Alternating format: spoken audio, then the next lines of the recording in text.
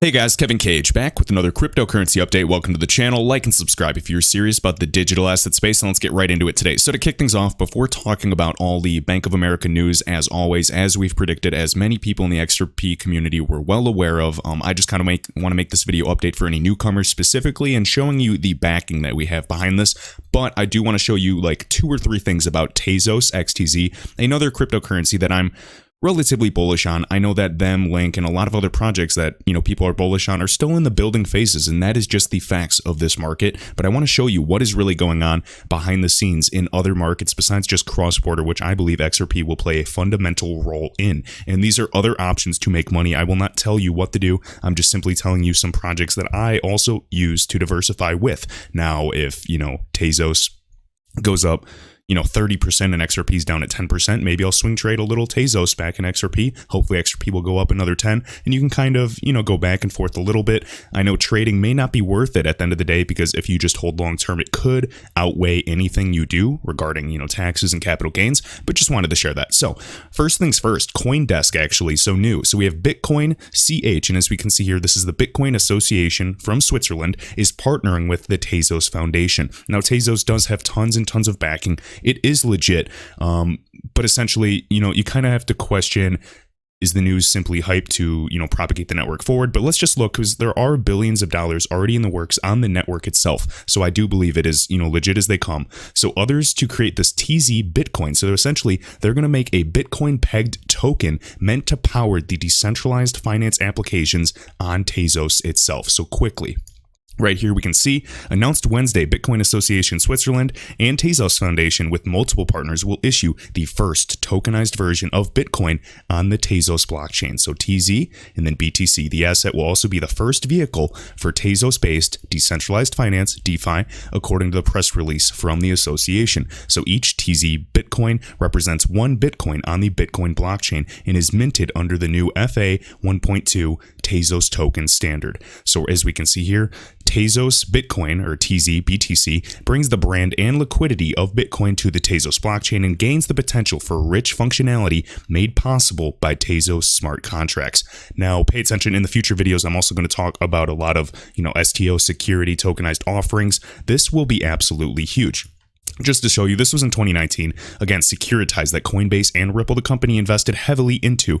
This is what? I'm blanking now. Is it a $7 trillion market in securities? And then also this group elevated returns to tokenize $1 billion of real estate assets on the Tezos blockchain. Okay, and then lastly with Tezos, so Binance US, again, links in the description as well. Notice they are actually offering staking now, and as we can see here, if you hold your, Tezos here, you can get annual rewards of 6% to 7% interest earning. Okay, so we have Atom and Algo or Algorand as well. Now, one thing is this: Coinbase is only offering 5%, and Binance US is already offering you more bang for your buck.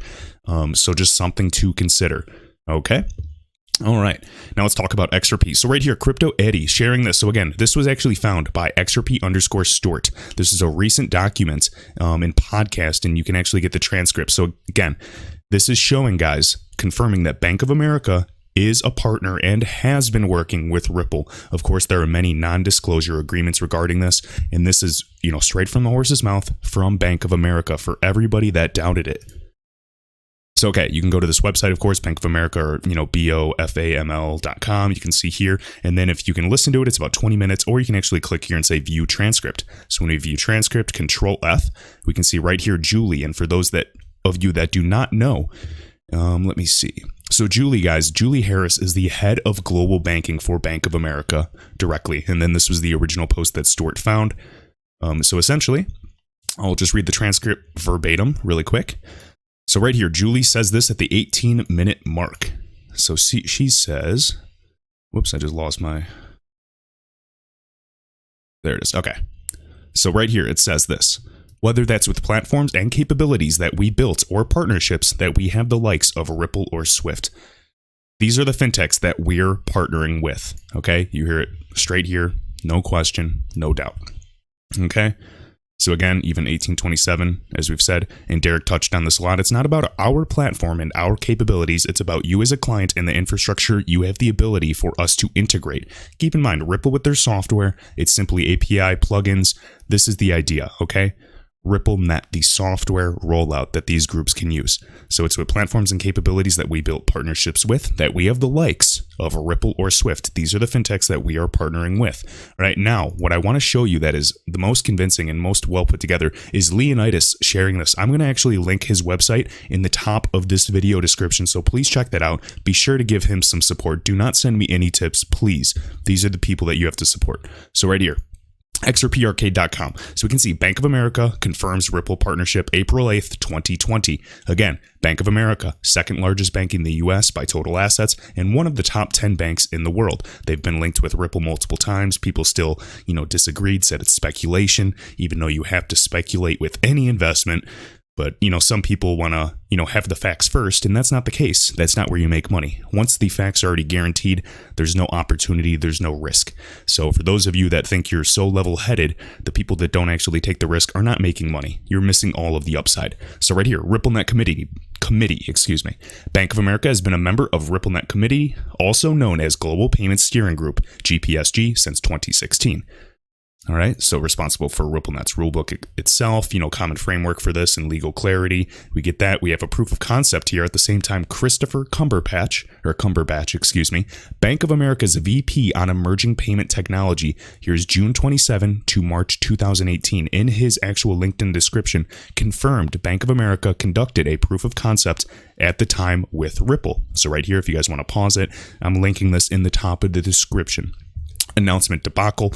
Of course, 2020 in February, we released that video in the screenshot, showing that Bank of America had joined RippleNet, would transact with Santander. Now, it didn't mention XRP specifically, but you understand the rollout strategy of these groups, addressing the need for efficient cross-border payments, starting with Mexico, low-hanging fruit, these corridors such as Mexico, along with, as we can see, Latin America, Philippines, you name it.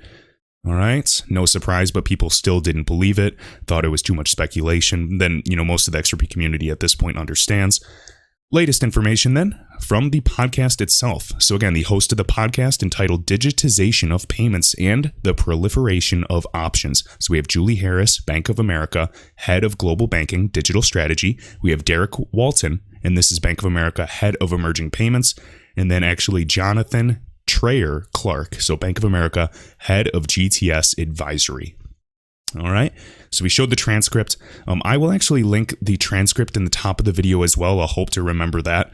And just again, this is literally what they said with the likes of Ripple or Swift. Now, if you guys have seen the previous videos, we were showing groups all around the world backing this information, either, with the Visa acquisition of Earthport, Ripple and Earthport, huge groups dated back to 2015 being connected. You have to understand there is a greater plan here. You have to realize in the 90s for the internet and just, how it came to dominate what we use today and is the foundation of information, just as the internet of value will be the foundation of sending value. Well, it's not just going to be, digitized dollars. As we can see, we're going to see tokenized assets, commercial real estate and equities and stocks, you name it. All right. So simply a matter of time. Next up, Arturo Portilla. So we can see another new logo with PolySign, one of the, secret groups, tons of NDAs around them. Just wanted to show you they have a new logo. So things are being updated behind the scenes. Get ready. This is the key to custody and basically securing trillions of dollars. Please look into PolySign. I know a lot of XRP YouTubers have covered this extensively. And then lastly, just to finish off, so King Solomon just sharing this. This goes hand in hand with another behemoth. Now, he covers this really well. This is NACHA, N-A-C-H-A, Smarter, Faster Payments, Remote Connect. So now, this may or may not have to do with XRP, but I just wanted to show you their updates because we've drawn their connections in the past. So this was just recently of 2020 and end of March. And of course, you can see right here, April 20th, 2020, plans of here. All right, so right here, disruptive ideas and technologies, and then just reading the highlighted, delivering cross-border, cross-currency, mass payments using local, low-value clearing systems. Keep in mind, clearing systems is settlements. Cross-currency or multi-currency, remember that infographic we shared, I think Matthew, L-I-N-Y, shared it, of Earthport at the center is a payment hub. And then right here, Head of America's Earthport. Remember Earthport, it was at the payment hub of this, included with RippleNet and kind of showing that whole infographic of how it will work together. And of course, we have Andrew Joyce again, Executive Director, JP Morgan. I just want to show you guys, I know there's not connecting, but I just want to show you the bigger picture for cross-currency, multi-currency, cross-border settlements. Now, this is low-value clearing. All right, now wait until there's other things going on.